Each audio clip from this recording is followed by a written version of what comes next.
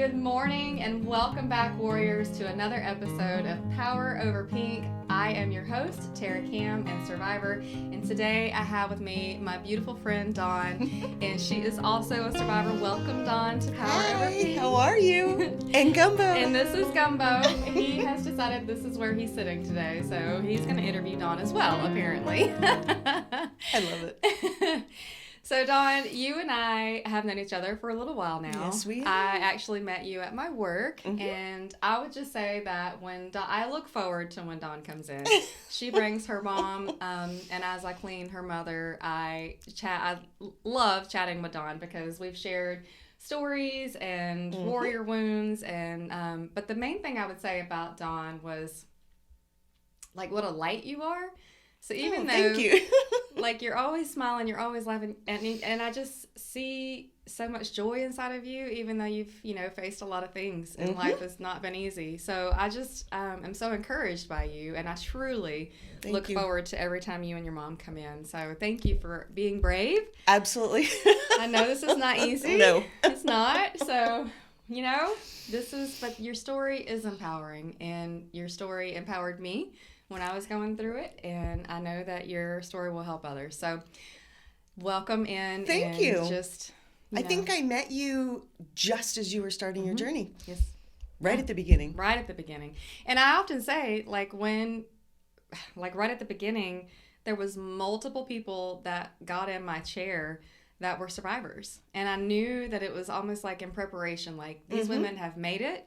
They are thriving and living, and so much life inside of them. So it encouraged and equipped me for my own battle because, I'm talking like more than 10. Like, oh my goodness, that's so weird. It was a lot. And I was like, okay, I'm listening loud and clear. So I think that's part of the reason why I decided to do this show too, because our story is so powerful and empowering to other women. And just, it's just so important for other people to know what you've walked through and how you've walked it, and so well. So and you get out the other side. You do. And there's life after cancer. That's the best part of it for sure. Do you have questions? I do. Okay. So tell me, so you've actually faced this twice. So I know you said you didn't know your second diagnosis, but what was your first? Ductal cell carcinoma in situ, no big deal. We did all the BRCA testing, no issues, no problems. But there was another test that they did because he said if you score, I don't remember the name of the test, if you score low on this test, we won't have to do chemo or anything like that. So I went home and I prayed, do not put me in the middle. Either put me at the top or put me at the bottom. And they called within a few days, yeah, you're way at the top, so we're going to have to do the whole thing. It's what I prayed for. I did not want to have to make a decision on my own. What do I know? Right. And they ask you to make a lot of decisions that you're totally unequipped to make. I agree. So it was great, though. We started chemo right away. I did 3 sessions and got extremely ill. I had a 4-year-old son, and my mom brought me into the doctor's office one afternoon, and I was all crumpled up in a ball in so much pain. And the doctor said, we're going to put you in the hospital. And I said, no, that's not going to happen. And he said, no, you need to go in the hospital. I said, no. So I said, I'll make you a deal. If you give me fluids and I perk up, you let me go home. Yes. If not, you can put me in the hospital. I went home that night. Nice. Everybody's told me, and I believe it, if you just keep in your own head and what you want to do, listen to your doctors 100%, but also know who you are and what you need and how you feel. I knew that those fluids would turn the corner. Both my doctors sat down, gave me a totally different course of meds. I did great. Okay. So I finished that. I did 25 rounds of radiation in Miami, and they were so wonderful. They would come in the waiting room and hand out cafecitos and pastelitos. And oh my goodness, it was like a family. By the time I left, everybody knew me. My mom went to every single chemo and every single radiation. And I came out the other side, and my hair started to grow back, and my son was getting older, and I was done. Right. I just was done. I had done everything, went to my 5-year checkup, and my doctor's like, you are so good. I love you to death. Don't ever come back and see me. Yay. And I went on my way. Wow. So that was round 1. Round 1. Do you have questions about anything, what I went through? Where did you get treatments in Miami? Do you know the name of the facility? It was out of Mercy Hospital, and Dr. Villa was my doctor. He spent 90% of his time treating people that did not have insurance. He was the most lovely human, and Dr. Astorita was his sidekick, and she was Mother Earth.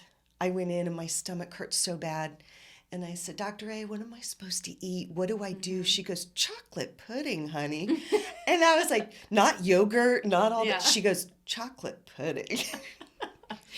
You do you, and you do what makes you feel good. Right. And that, to me, I think that's most important. I had a 4-year-old. I didn't have time for this. Right, exactly. Life doesn't stop. Life does not stop, and a 4-year-old certainly does not stop. And he was well versed in everything. I didn't hide anything from him. And we told him there's days Mommy's not going to feel good. And he could have cared less. He was 4. And a boy. And a boy. Whatever. He was like, Mom's tired. Whatever. I'm going to go play. That's it. 100%.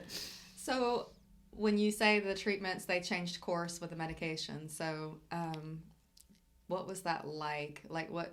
Okay, so and I'm just using the words that I remember. There was a European type chemo and an American type chemo. And I was on the American one for the first 3. And it just made me violently ill. I could not, I was just throwing up constantly. And once they changed me to the next 3, I did great. It was much easier on my stomach. I was probably more tired. I could deal with tired. Yeah. It was just that constant throwing up. Right. And I learned a lot of things along the way, what works, what doesn't work. How to listen to your body. Yeah. Be gentle. Be gentle to yourself. Give yourself a break. You don't got to be everybody every minute of the day. This is it's almost like a reset. You got to stop and do you. Right. Nobody else. Yeah. And it's amazing. We were just talking about this off camera. The people that you would least expect to pop in your life come in like gangbusters. Yeah, they do. And sometimes the people you expect most don't show up. You have to learn to forgive them. Yes. A lot of people can't handle it.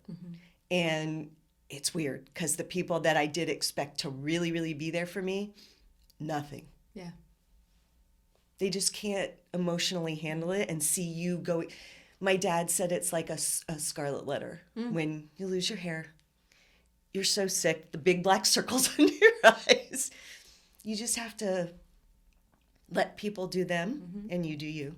Right. And forgive on the other end, because I don't know how I would handle it, maybe. Right. You know? Well, I do now. I do now as well. I thought I would be better than I am. I have a dear friend who just went through everything recently, and I really envisioned myself swooping in and loving like I had, but I didn't. Not because I wasn't thinking of her and praying, and I did do some things, but it's just not my gifting, and I've been through it. And so I am going to be really honest about that, because I was like, man, it's not me. And so I can do things, I can get gift cards, and I can do other Look things. what you're doing here. I'm doing this, the loving part. So it kind of really put things in perspective for the ones who did swoop in.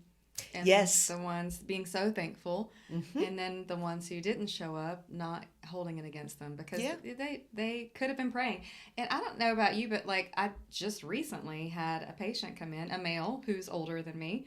I think I met him the same year that I met you at work, and he came in and he said, Tara, did you know that I pray for you every single day? I was like, no, I had no idea. And so you really don't know the ones who aren't swooping in. 100%. Like, what if that's their calling? So, yes. Anyway, what was the hardest part for you hearing the word cancer? I lost it. I found I was 39, just turning 40. I found a lump I went into my doctor. She said, "You're 40. Don't worry about this. Go home." I said, "No, I think we need to worry about this." "No, you're too young. This is 2007. You're too young and they won't give you a mammogram."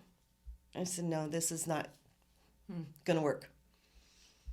Okay, so we went in and did the mammogram and knew right there what was going on. I freaked. I thought, this is it. I'm going to die. You have no idea, and they don't explain very much to you in the beginning. You know, okay, you've got cancer. Literally, I walked in the surgeon's office, and he says, "Okay, you've got cancer. Don't give you a minute to accept Process. that. Yeah. Do you want a mastectomy or a lumpectomy?" What are those words? What? Yeah.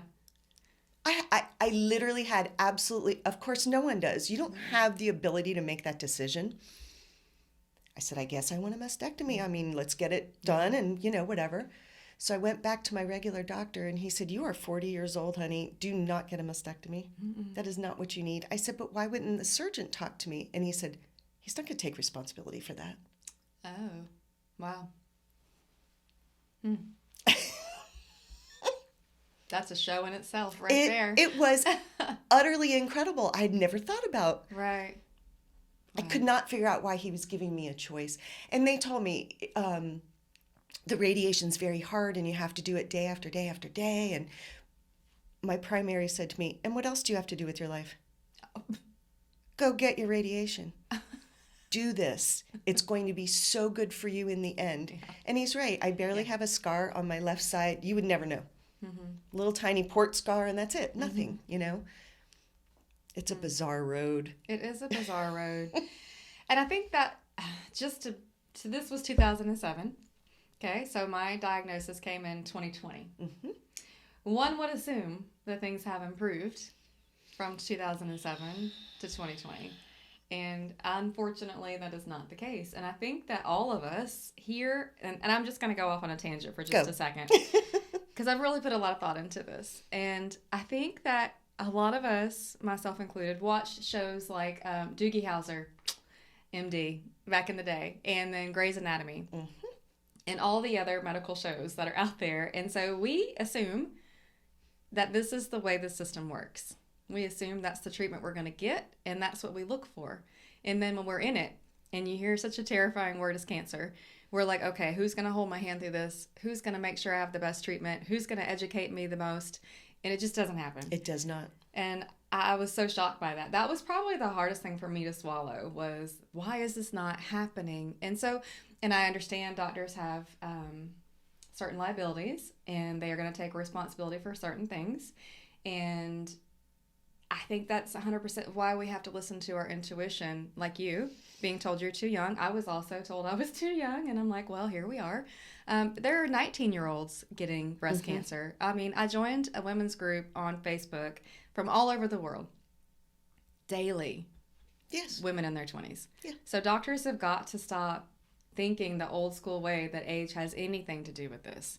And, so we get into the system, and they say big words, and they assume that we know what these words even mean, and we can process that. Like, I wish there was a position for someone to sit and be the person to translate those medical words and to just hear your questions after you've heard the word cancer. Yes. And just kind of hold my hand, but it just doesn't exist. So thankfully, you're a smart woman and you can put two and two together, and it's, you listened to your body and you pushed and you got what you needed. Thank God. I pushed hard. Yeah. So what if, I think like, okay, well, what if you had waited a year and then gone back? It would have been a different story. Would have been a harder battle. My 5-year-old probably wouldn't have a mom. Exactly. Because breast cancer is so prevalent right now and almost feels like an epidemic, especially because I'm looking for it now. Exactly what my dad called it. Yeah. He said this is an epidemic because once I got diagnosed, he's like, wait, did you know this person and that person and that person? Because after treatment, you don't wear it anymore. No. So nobody would know I've been through this twice, Right. But it's horrifying. So you've been through it twice. Tell me about the second time you found out. Just as crazy. I was told at my 5-year visit with my doctor that because I had had the radiation, because I had done tamoxifen for 5 years, you're good. You're not going to have to address this anymore.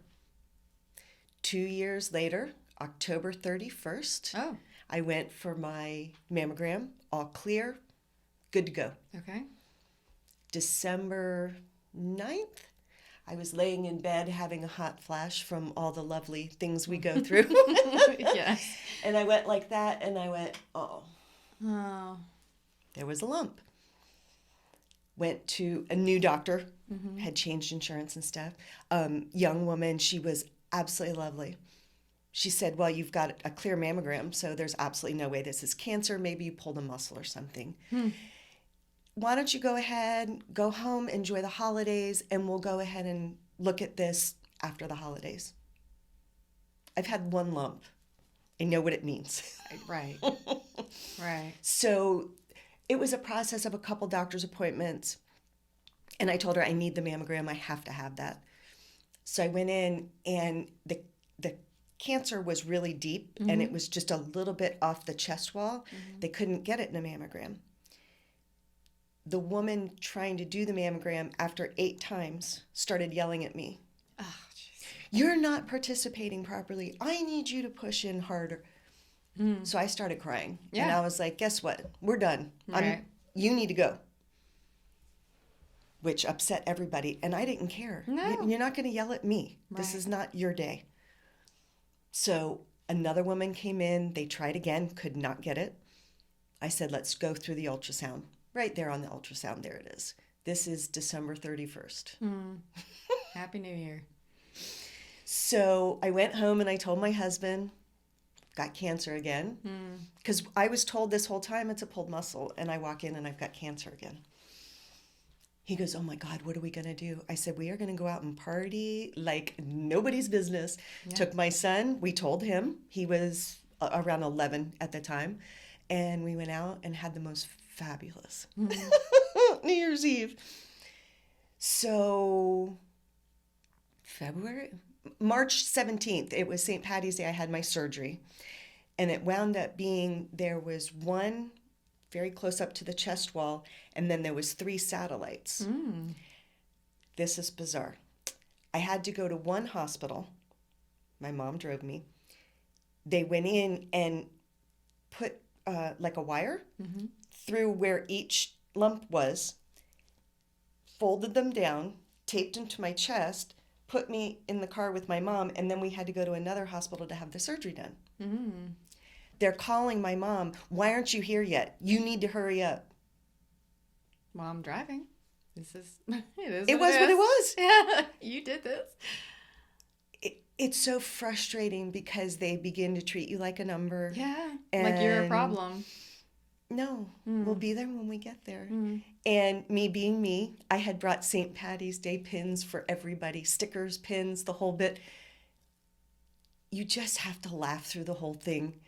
I cried at the beginning of the first one. The second one, I was like, yeah, well, here we go. That seems about right. It's just, it is what it is. And they did the surgery, got everything. It was great. Same exact routine next time. I did 6 chemos and did fairly well with the chemo. Not too bad. You lose your hair, you put on a beanie. We lived in Miami, so wigs were it was not my thing. Right. So I put on my little bandanas that matched my outfits and the earrings. And I did 25 radiations and then 5 more against the chest wall just to make sure that everything was cool. I've now been on anastrozole for 8 years. I have 2 more to go. And I don't know what happens after that. They set you loose again. They do. But, I think that that's still not scary because you've done it and I did everything that they asked me to do. I did things a little bit different the second time around. They told me do not do, hang on a minute, with the needles. Tattoos? Acupuncture. They told me not to do acupuncture because it leaves open holes and whatever. I knew a woman who, she was a Chinese doctor from China. And I said, you know what, let's do this.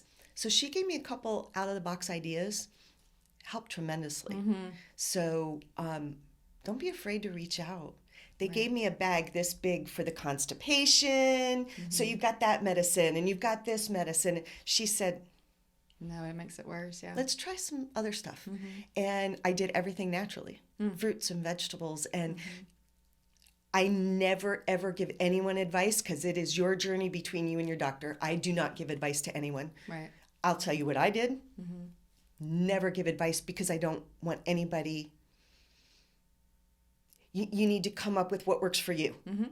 So I did that and I did great. I felt like the second time through chemo, not to say I skated it, but I felt better, much better. I worked out at the gym till the third chemo. Yeah. That's so, impressive. So that's kind of it. I'm on the other side of it. All of the doctors have said my positive attitude. I don't know how to be any different than who I am. Right. If you need to lay in bed and cry every single day, but get up. Right. Have your moment. Put on a little makeup. Whatever it is that floats your boat, have a little chocolate pudding. Yeah. Yeah. Chocolate pudding is for me, it was ice cream. Me too. A lot of it. And that's okay. And somebody said, aren't you supposed to eat healthy and all this kind of stuff? And I read somewhere, you have cancer. Right. Treat yourself nice. Right. Get through it. Yeah. Face the hard stuff after. Yeah. Make those decisions for the long-term stuff later. 100%. Be nice. Just be nice to yourself. Yes. And give yourself grace. And I think mindset is everything, though, Dawn. You are just a positive person. And I think that it has been kind of the ongoing theme with the ladies who are willing to tell me their stories. I think so. And I think that has a lot to do with why you're willing to share your story, because it is so important. And mindset in anything in life, not just cancer, but any hard trial or tragedy, and have your moment and get up and shake it off and move on. And I love that you said that you don't give advice, because truly I also did some alternative things along with my chemo. I would never tell you guys to do what I did, because I don't know if there's going to be any long-term correct things from that. What if, and I think a lot of what ifs, and I'm no, that's what God led me to. Correct. That is what I felt led to do. Along with my beginning of my journey, the radiologist told me I was fine, and I argued with him 3 times, and I knew I was not fine. Yeah. So even from just that point forward, I'm like, okay, what am I hearing? What is my body telling me? And I think that is your story. And I found it both times on my own. And they're even telling me, oh, you had a clear mammogram. It was 8 weeks earlier. No. You just missed it because it was too deep. It was too deep. It was too deep. So yeah. Squeeze, feel, get up in there. Yes. And they tell you now, and I've heard this many times, well, self-exams don't help. Sorry, I found both of mine. Right. And mammograms save lives on the side note. I'm so sorry. Yeah. I get my mammogram every single year. It's the in-between the mammograms. It is. Always squeeze. Always. And the other thing I did is we had a big group of friends, and I just put it out there. I was like, does anybody want to feel this before the surgery? You need to know what it feels like. That's a good point. Yeah. So the kids, the second time around, Joey's friends were 12, 13, whatever. And I said, does anybody want to feel this? Everybody did, which shocked me. Right. I didn't think no. Right. Everybody did. And I said, it's bizarre. I have fatty tissue, so I've got nothing in there. It is just straight up when I felt both those lumps right away. My girlfriend has lumps all the time. Know your own body. So can you describe what it feels like? Mine, the first one was a little bit bigger, and it just felt like a knot. Just, that's the best way to explain it. It's hard. I never had pain. I never had a single symptom of breast cancer. Not one. Nothing. I just had a lump.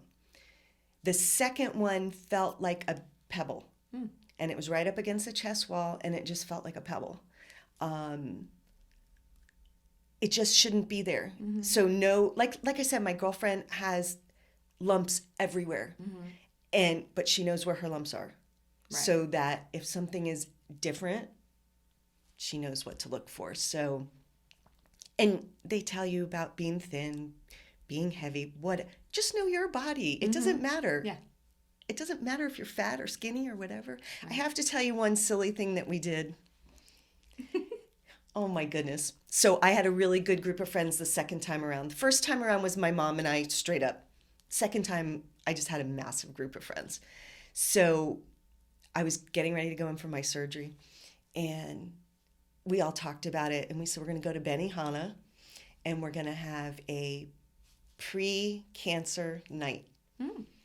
Guys and girls, there was probably 15 of us. We all sat around the table, and the chef comes out and he goes, "What are we celebrating?" And we said, "Cancer." And he's like, oh my goodness.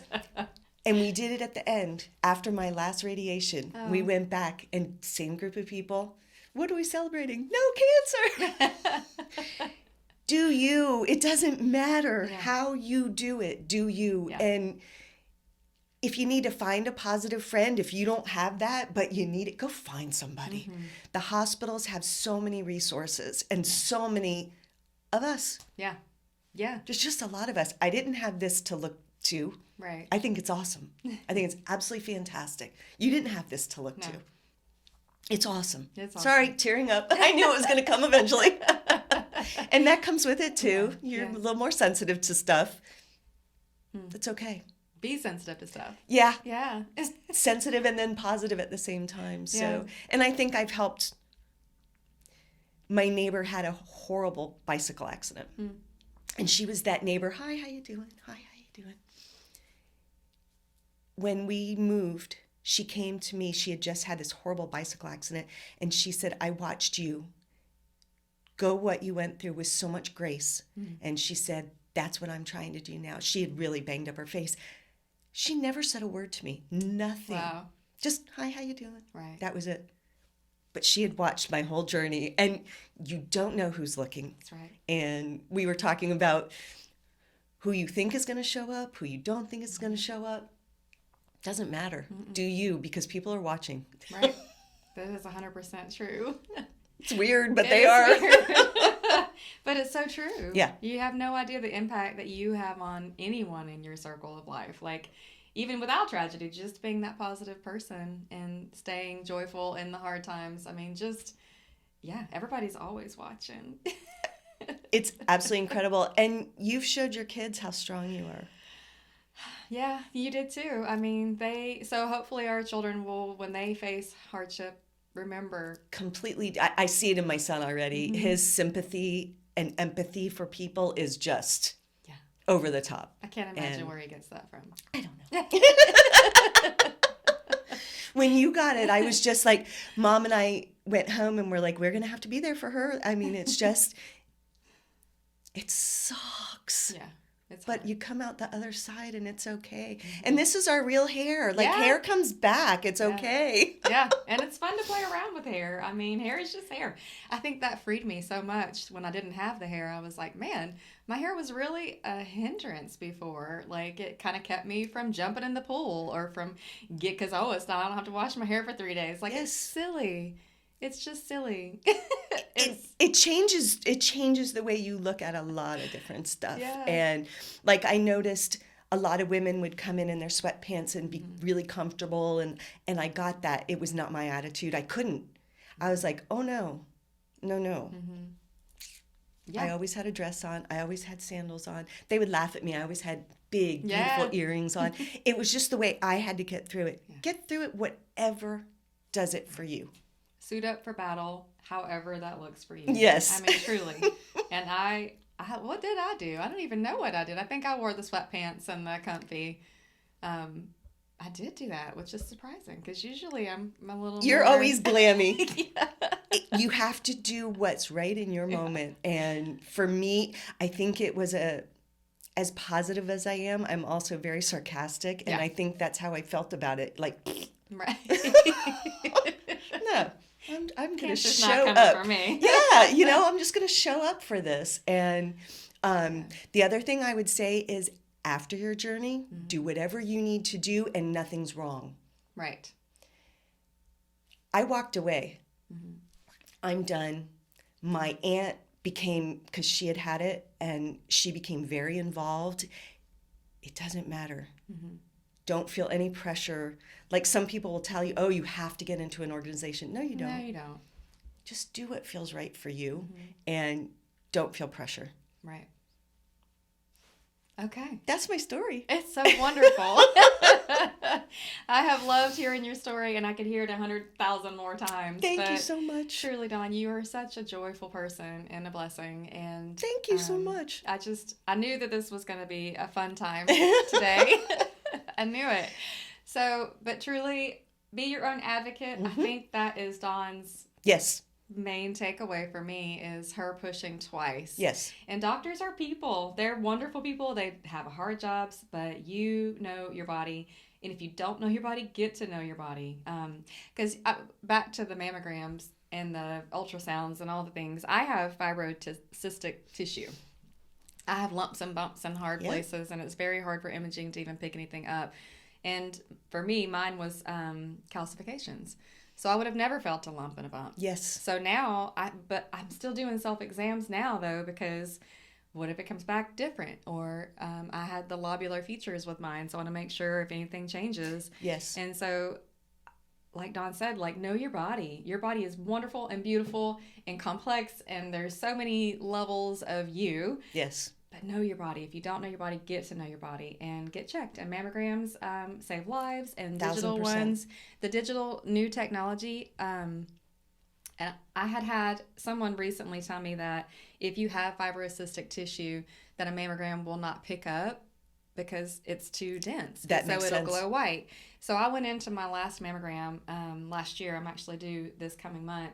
And I asked the girl, I said, hey, if I have fibrocystic tissue, should I be getting these? Is it even showing anything? So she actually took the time, we'll see ya, to show me my imaging. And because technology is so great, kind of like dental x-rays, it picks up so many shades of gray. You could see everything. So let me debunk that myth, because if you're going to the digital 3D stuff, it picks up everything. That's regardless fantastic. of fibrocystic. And so she showed me all the different layers and all the things. And so that gave me some peace of mind. So don't be afraid to even ask that. Like, it's your imaging. If you want to see whether they got it or not, ask. I mean, it's really 1000%. And usually the radiologist will come right out and talk to you and Yeah. show you whatever you need to know. And they're wonderful. Oh my gosh. Yeah. My people have been absolutely fantastic. Yeah. Can I do a shout out? Woodlands. Yes. They're fantastic. We're in Pensacola, and they have it together.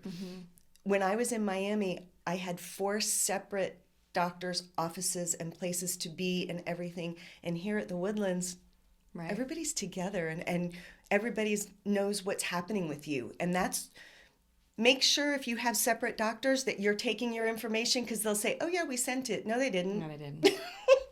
Take your information with you. Get copies of everything, even if it's just for you. Right. But that was something I learned in Miami. It's just because Miami's so spread out, and it's just different. And know your stuff. Know your stuff. Just take it with you. And actually, that's where I was at, was the Woodlands for my most recent. And they're fantastic. And so we're not getting sponsored by the Woodlands. Not at all.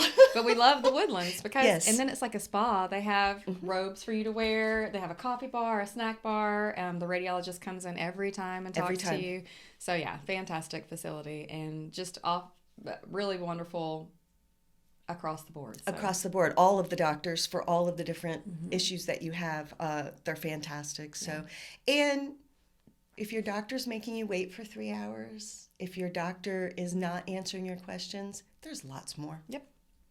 Don't feel tied down to a doctor. And find one that fits your personality. Very much so. Very much so. Well, That's all Dawn, I got. thank you so much for Thank being you, willing Tara. to do this today. Thank you for doing what you're doing, because I think it's going to open people's eyes so much, because everybody's story is so different It and is so unique.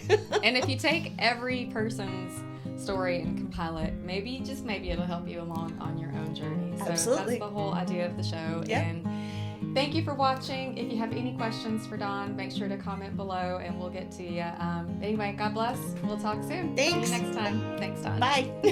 Thank you.